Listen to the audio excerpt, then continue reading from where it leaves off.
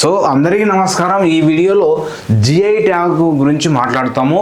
So ప్రతి ఎగ్జామ్లో కూడా ఈ యొక్క GI tag, so geographical indication అనేటువంటి అంశం మీద, అంటే భౌగోళిక గుర్తింపు, సో దీనిపైన సో ప్రతి ఎగ్జామ్లో కూడా, అది గ్రూప్ 2 కానీ, గ్రూప్ 1 కానీ, ఎస్ఐ కానీ, కానిస్టేబుల్ కానీ, గ్రూప్స్ అనేటువంటి అన్ని ఎగ్జామ్లలో కూడా, సో జనరల్ స్టడీస్ ఎగ్జామ్లలో కానీ, మళ్ళీ ఎకనామిక్లో కూడా సపరేట్గా అడుగుతూ ఉన్నాడు.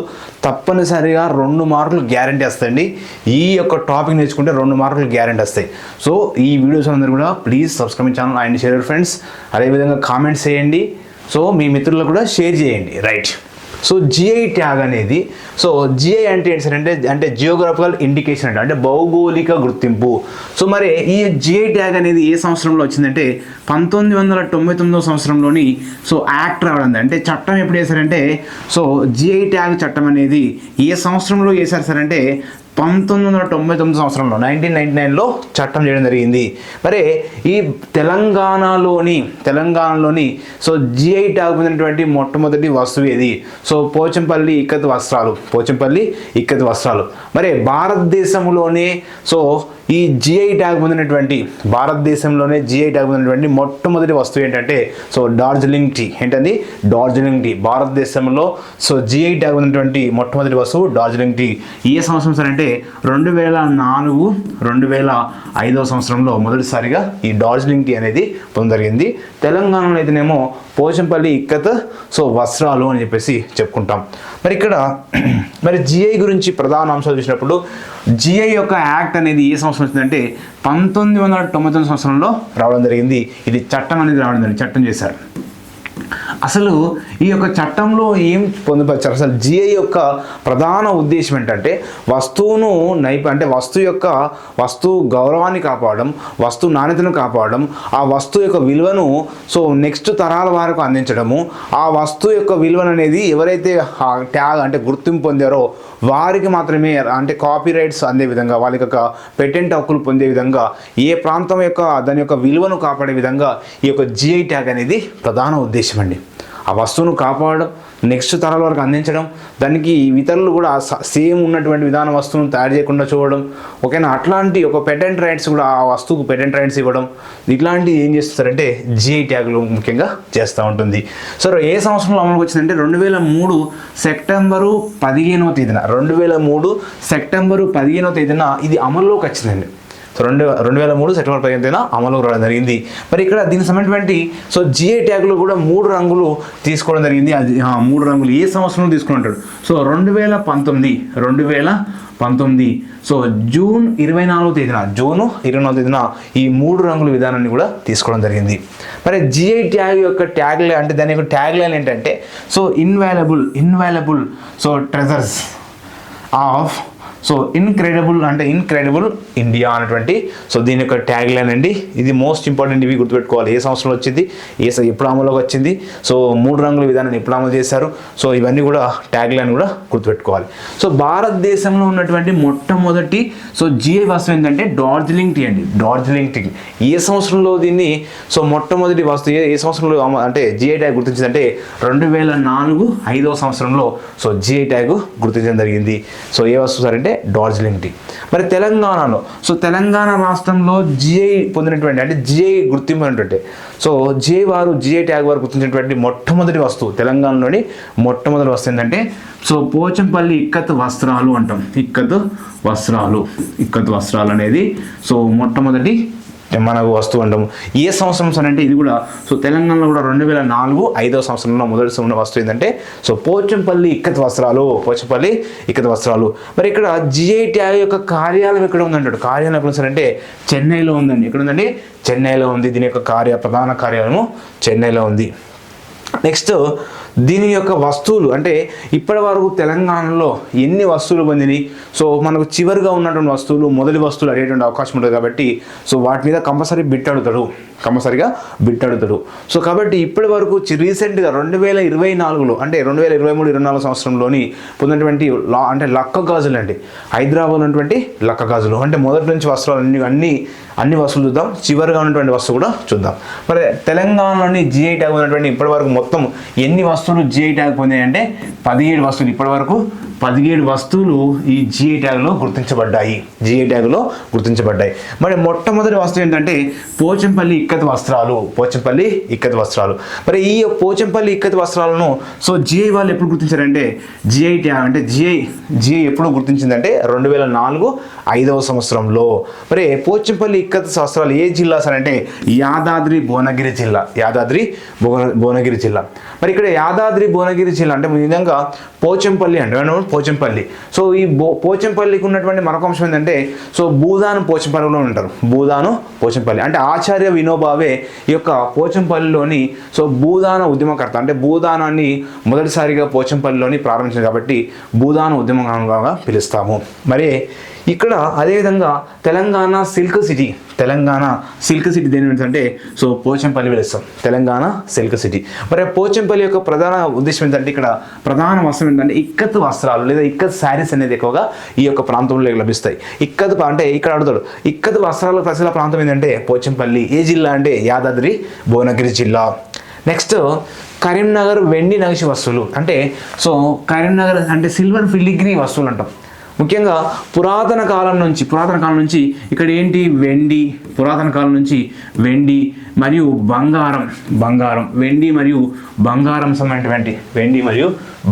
సంబంధించినటువంటి సో వాటిని తీగలుగా అంటే చాలా వాటిని అద్భుతంగా తయారు చేసినటువంటి విధానం అనేది సో ఈ కరీంనగర్ జిల్లాలోని ఈ యొక్క వెండి బంగారు తీగలు పోస్తూ వాటి డిజైన్ చేస్తూ ఉంటారు.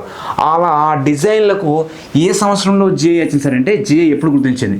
సో జిఐ గుర్తించిన సంవత్సరం 2007-8 సంవత్సరం అండి. 2007-8 సంవత్సరంలో సో జిఐ గుర్తించింది. కాబట్టి సో ఏ జిల్లా అంటే మామూలుగా ఇక్కడ పేరు డైరెక్ట్ ఇలా అడుగుతారు వెండి నగిషి వస్తువులనే కరీంనగర్ జిల్లా. ఏ జిల్లా అండి? కరీంనగర్ జిల్లా. సో నెక్స్ట్ మనకున్నటువంటి మరొక అంశం ఏంటంటే నిర్మల్ పెయింటింగ్స్ అండి. సో జిఐ ట్యాగ్ వస్తువులు వరుసగా తీసుకుంటున్నాం. సో ఒకటో వస్తువు పోచంపల్లి ఇక్కత్ వస్త్రాలు, రెండో వస్తువు కరీంనగర్ వెండి నగిషి వస్తువులు, మూడవ వస్తువు అండి నిర్మల్ పెయింటింగ్స్, నాలుగో వస్తువు నిర్మల్ కోయ బొమ్మలు, సో ఐదో వస్తువు ఏంటి సార్ అంటే నిర్మల్ ఫర్నిచర్స్. ఈ మూడు కూడా జిఐ ఎప్పుడు గుర్తించిందంటే సో జిఐ వాళ్ళు దీన్ని సో 2008-9 సంవత్సరంలో నిర్మల్ పెయింటింగ్స్ను, నిర్మల్ కోయ బొమ్మలను, సో అదేవిధంగా నిర్మల్ ఫర్నిచర్ని ఈ మూడు వస్తువులను జిఐ వాళ్ళు గుర్తించారు. కాబట్టి ఇక్కడ ఈ నిర్మల్ యొక్క కొయ్య బొమ్మలు ప్రధానమైన కొయ్య బొమ్మల్లో వాడేటువంటి కర్ర అడుగుతాడు. సో ఏ కర్రతో వాడతారంటే ఇక్కడ పునికి అనేటువంటి కర్రతోని సో ఇక్కడ కొయ్య బొమ్మలు తయారు చేస్తారు. సో ఇక్కడ కొయ్య బొమ్మలు అన్నాడు. సో కొయ్య బొమ్మలు అనేది సో ఏ కర్రతో తయారు చేస్తారంటే ఇక్కడ చాలా ఇంపార్టెంట్ పునికి కర్ర. ఒక ఎగ్జామ్లో అడిగిండు పునికి కర్ర వాడతారు. తర్వాత వీళ్ళు వాడేటువంటి పెయింటింగ్స్ అండి. సో నిర్మల్ పెయింటింగ్స్లో సో వాడేటువంటి పెయింటింగ్స్ ఏంటంటే ప్రధాన పెయింటింగ్స్ ఏంటంటే సో డ్యూకో పెయింటింగ్స్ అంటాం. సో నిర్మల్ పెయింటింగ్లో ప్రధానంగా వాడేటువంటి పెయింట్స్ ఏంటంటే సో డ్యూకో పెయింటింగ్స్ అంటాము. మరి వీటికి వాస్తవానికి ఇవన్నిటి వస్తువులు పేటెంట్ ఎప్పుడు పొందిందంటే 2010 సంవత్సరంలో పేటెంట్ పొందడం జరిగింది. 2008-9 సంవత్సరంలో దీనికి జిఐ ట్యాగ్ అనేది సో గుర్తించిందండి. నెక్స్ట్ మనకున్నటువంటి మరొక అంశం ఏంటి సార్ అంటే స్క్రోల్ పెయింటింగ్ అండి. ఏంటండి స్క్రోల్ పెయింటింగ్. ఇక్కడ స్క్రోల్ అనగానే స్క్రోల్ చేరియాలు గుర్తుపెట్టుకోవాలి. ఈ స్క్రోల్ పెయింటింగ్ ప్రధానంగా ఏ ప్రాంతం అంటే చేరియాల ప్రాంతం అనేది స్క్రోల్ పెయింటింగ్ ఎక్కువగా సో ప్రసిద్ధి చెందింది. చాలా అద్భుతంగా స్క్రోల్ పెయింట్ చేస్తారు. కాబట్టి ఏ సంవత్సరంలో జిఐ గుర్తించిందంటే స్క్రోల్ పెయింటింగ్ను 2010-11 సంవత్సరంలో ఈ స్క్రోల్ పెయింటింగ్ గుర్తించడం జరిగింది. మరి ఇక్కడ ఏ జిల్లా సార్ అంటే స్క్రోల్ పెయింటింగ్ ఉన్నటువంటి జిల్లా ఏదంటే సిద్దిపేట జిల్లా. కొన్నిసార్లు స్క్రోల్ పెయింటింగ్ ప్రసిద్ధి గల ప్రాంతం అంటాడు చేరియాల, ప్రసిద్ధి గల జిల్లా ఏదంటే సిద్దిపేట అని చెప్పాలి. నెక్స్ట్ సో పెంబర్తి లోహ క్రాఫ్ట్ అన్నాడు. సో పెంబర్తి లోహ క్రాఫ్ట్ అంటే ఇక్కడ ఇత్తడి సామాగ్రి ప్రసిద్ధుల ప్రాంతం అన్నాడు. ఇత్తడి సామాగ్రి పెంబర్తి. సో ఇత్తడి సామాగ్రి అంటే ఇక్కడ ఇత్తడి తాంబాలాలు అంటే ఏంటండి సో చెంబులు అంటాం. ఇత్తడి తాంబూలాలు సో అంటే తాంబాలాలు, పళ్ళాలు, సో ఈ విధంగా రకరకాలుగా వాటి వస్తువులు తయారు చేస్తారు. అంటే ఇత్తడితోని సో వివిధ రకాల వస్తువులు తయారు చేస్తారండి. సో చాలా అద్భుతంగా తయారు చేస్తారు. మరియు డిజైన్లు కూడా తయారు చేస్తారు ఇత్తడితో. కాబట్టి ఇక్కడ ఇత్తడి సామాగ్రి పెంబర్తి లోహ క్రాఫ్ట్ ఎక్కడ సార్ అంటే సో ఇత్తడి సామాగ్రి ప్రసిద్ధి. సో ఏ సంవత్సరంలో దీన్ని జిఐ గుర్తించారు? ఏ సంవత్సరంలో సార్ అంటే 2010-11 సంవత్సరంలో దీన్ని జిఐ ట్యాగ్ గుర్తించారండి. సో ఏ జిల్లా అంటే జనగామ జిల్లా. ఏ జిల్లా అండి? జనగామ జిల్లా. సో పెంబర్తి లోహ క్రాఫ్ట్ జిఐ గుర్తించింది 2010-11 సంవత్సరము. ఏ జిల్లా సార్ అంటే జనగామ. సో ప్రధానంగా ఇత్తడి సామాగ్రి అంటే ఇత్తడి వస్తువులు తయారు చేస్తారు, వాటి డిజైన్లు తయారు చేస్తారు. ఓకేనా. నెక్స్ట్ 8వ వస్తువు. సో జిఐలో నమోదైనటువంటి జిఐ ట్యాగులో నమోదైనటువంటి సో అంటే జిఐలో నమోదైనటువంటి 8వ వస్తువు హైదరాబాద్ హలీం అండి. హైదరాబాద్ హలీం. సో ఏ సంవత్సరంలో హైదరాబాద్ హలీంను గుర్తించారంటే జిఐ వాళ్ళు ఎప్పుడు గుర్తించారంటే 2010-11 సంవత్సరంలో. 10-11 సంవత్సరంలో. సో ఏ జిల్లా సార్ అంటే ఇక్కడ హైదరాబాద్ అంటే హలీం, హైదరాబాద్ హలీం, హైదరాబాద్. ఇది సింపుల్గా చెప్పొచ్చు. నెక్స్ట్ గద్వాల చీరలు అండి. గద్వాల చీరలు. సో 9వ వస్తువు ఏంటంటే గద్వాలు చీరలు. ఇది కూడా ఏ సంవత్సరంలో జిఐ గుర్తించారంటే జిఐ ఎప్పుడు గుర్తించారంటే సో 2010-11 సంవత్సరంలో జిఐ దీన్ని గుర్తించింది. 2010-11 సంవత్సరంలో గుర్తించడం జరిగింది. సో ఏ జిల్లా సార్ అంటే జోగులాంబ గద్వాల జిల్లా. జోగులాంబ గద్వాల చీర. ఇక్కడ ముఖ్యంగా ఈ గద్వాల చీరలో మొక్క జరీపట్టు కూడా ఎక్కువ వాడతారు. జరీపట్టు కూడా ఈ యొక్క గద్వాల జిల్లాలోనే ఎక్కువగా సో మనకు లభిస్తూ ఉంటుంది. నెక్స్ట్ సిద్దిపేట గొల్లభామ చీరలండి. సో సిద్దిపేట గొల్లభామ చీరలు ఏ ప్రాంతం ఉన్నప్పుడు సో ఇక్కడ దుబ్బాక అనేటువంటి ప్రాంతం అండి. సో దుబ్బాక. సో అదేవిధంగా దుబ్బాక అనేటువంటి ప్రాంతం చెప్పొచ్చు. ఒకవేళ మనకు జిల్లా అడుగుతుండే ఎక్కువ కూడా సో సిద్దిపేట గొల్లభామ చీరలు. సో ఏ జిల్లా సార్ అంటే సిద్దిపేట జిల్లా అండి. ఏ సంవత్సరంలో గుర్తించారంటే సో జిఐ ఎప్పుడు గుర్తించింది? 2011-12 సంవత్సరంలో సో జిఐ దీన్ని గుర్తించడం జరిగింది. నెక్స్ట్ నారాయణపేట చీరలు అండి. నారాయణపేట చీరలు అనేది సో జిఐ ఎప్పుడు గుర్తించారంటే జిఐ ఎప్పుడు గుర్తించింది? సో 2012-13 సంవత్సరంలో. 2012-13 సంవత్సరంలో నారాయణపేట చీరలను సో జిఐ గుర్తించింది. సో ఏ జిల్లా సార్ అంటే ఆ పేరులో ఉంది నారాయణపేట చేనేత చీరలు. సో చేనేత చీరలో ప్రసిద్ధ ప్రాంతం అన్నాడు నారాయణపేట జిల్లా. చేనేత చీరలకు ప్రసిద్ధ ప్రాంతము అంటే సో ఇక్కడ నారాయణపేట. నెక్స్ట్ పోచంపల్లి ఇక్కత్ శారీస్. ఇక్కడ పోచంపల్లి ఇక్కత్ వస్త్రాలు మొదటగా గుర్తించారు. తర్వాత పోచంపల్లి ఇక్కత్ శారీస్ చెప్పారంటే ఏ సంవత్సరం సార్ అంటే 2017-18 సంవత్సరంలో ఎవరు గుర్తించారు? జిఐ. ఇక్కడ దీన్ని సో జిఐ యొక్క వస్తువులలో నమోదు చేయడం జరిగింది, గుర్తించింది 2017-18 సంవత్సరంలో. ఏ జిల్లా సార్ అంటే యాదాద్రి భువనగిరి జిల్లా. సో యాదాద్రి భువనగిరి జిల్లా. సో పోచంపల్లి ఇక్కత్, ముఖ్యంగా ఇక్కత్ అంటే ఇక్కత్ పట్టు ఎక్కడ ఉంటుంది? పోచంపల్లిలో ఉంటుంది. పోచంపల్లి. తర్వాత అందుకనే ఇక్కత్ శారీస్ ఇక్కత్ పట్టు ఎక్కువ లభించేది పోచంపల్లి. ఏ జిల్లా సార్ అంటే యాదాద్రి భువనగిరి జిల్లా. నెక్స్ట్ డోక్రా మెటల్. సో డోక్రా అనగా ఆదిలాబాద్ గుర్తుపెట్టుకోవాలి. సో ఆదిలాబాద్ అండి. ఇక్కడ ముఖ్యంగా ఈ ఆదిలాబాద్ ఈ మెటల్స్, ముఖ్యంగా మెటల్స్తోని సో నెమలి కలర్ వస్తువులు, చిన్న విగ్రహాలు కూడా ఈ డోక్రా మెటల్తోని చిన్న విగ్రహాలు తయారు చేస్తారండి. సో వీటితోని తయారు చేస్తారు. ఏ జిల్లా సార్ అంటే ఆదిలాబాద్ జిల్లాలో ఎక్కువ చూడొచ్చు. ఏ సంవత్సరంలో జిఐలో నమోదు పొందింది? సో 2017-18 సంవత్సరం అండి. 2017-18 సంవత్సరంలో సో పొందడం జరిగింది. నెక్స్ట్ డర్రీస్ అనేటువంటిది ముఖ్యంగా సో ఈ డర్రీస్ అనేటువంటిది ప్రసిద్ధి గల ప్రాంతం అంటే వరంగల్ జిల్లా చెప్పాలి. ఏ జిల్లా అండి? వరంగల్ అండి. సో వరంగల్ ఏ సంవత్సరంలో జిఐ ట్యాగ్ పొందింది అంటే జిఐ ఎప్పుడు గుర్తించింది సార్ అంటే 2017-18 సంవత్సరంలో జిఐ గుర్తించిందండి. దేన్ని? డర్రీస్ను. వరంగల్ జిల్లా. నెక్స్ట్ అంటే పుట్టపాక తేలియ రుమాలు అనొచ్చు, లేదా పుట్టపాక తేలియ రుమాలు చాలా ఇంపార్టెంట్. ఈ వస్తువుల మీద మనం గుర్తుపెట్టుకోవాలి. సో ఇప్పటిదాకా ముందు గుర్తుపెట్టుకోవాలి మ్యాక్సిమం ఇది చాలా ఇంపార్టెంట్. సో పుట్టపాక తేలియ రుమాలను జిఐ ట్యాగ్ వాళ్ళు ఎప్పుడు గుర్తించారంటే 2019-20 సంవత్సరం అండి. 2019-20 సంవత్సరంలో పుట్టపాక తేలియ రుమాలను గుర్తించారు.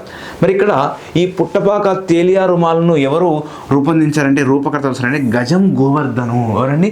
గజం గోవర్ధను, గజం అంజయ్ అనేటువంటి ఇద్దరు వ్యక్తులు ఈ యొక్క పుట్టపాక తేలియ రుమాలు ఏదండి పుట్టపాక తేలియ రుమాలను రూపకర్తలు అనొచ్చు. అంటే వీళ్ళిద్దరు కలిసి ముఖ్యంగా సో వీళ్ళు రూపొందించడం జరిగింది.